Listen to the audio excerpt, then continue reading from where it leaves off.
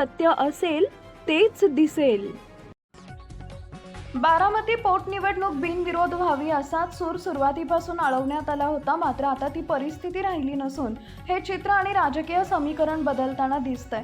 नुकतंच बारामती आणि राहुरी पोटनिवडणुकी संदर्भात एक महत्त्वाचं वृत्त समोर आलं असून बारामतीत बिनविरोध निवडणूक होणार नसल्याचं स्पष्ट होतंय. काँग्रेस पक्ष बारामती आणि राहुरी या दोन्ही विधानसभा पोटनिवडणूक लढवणार असून त्यासाठी पक्षश्रेष्ठींनी निवडणूक लढवण्यास हिरवा कंदील दिल्याचं म्हटलं जातंय. या निर्णयानंतर बारामती विधानसभा पोटनिवडणुकीसाठी गुरुवार 2 एप्रिल 2026 रोजी उमेदवारांच्या मुलाखती सुद्धा पार पडल्या.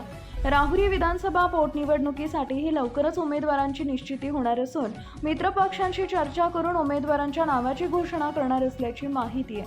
महादेव जानकरांचा राष्ट्रीय समाज पक्ष आणि प्रकाश आंबेडकर या पोटनिवडणुकीत काँग्रेस सोबत असेल, तर शिवसेना उद्धव बाळासाहेब ठाकरे आणि राष्ट्रवादी शरदचंद्र पवार पक्ष काँग्रेस नेते या निवडणुकीबाबत चर्चा फोनवरून करणार आहेत असं सांगण्यात आलंय.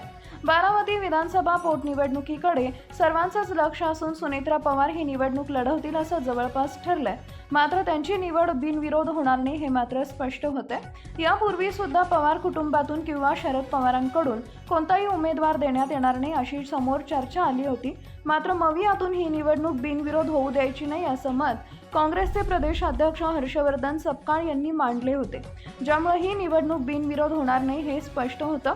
या निवडणुकीचं सहकार्य मिळावं यासाठी काँग्रेस उभाटा आणि राष्ट्रवादीशी चर्चा करणार असल्याचं म्हटलं जात आहे. यामध्ये शरद पवारांना विश्वासात घेणं ही बाब महत्त्वाची असेल.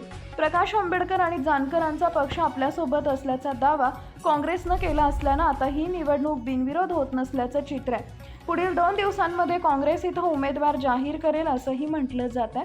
त्यामुळे आता हा उमेदवार कोण असेल हे पाहणं महत्त्वाचं ठरणार आहे.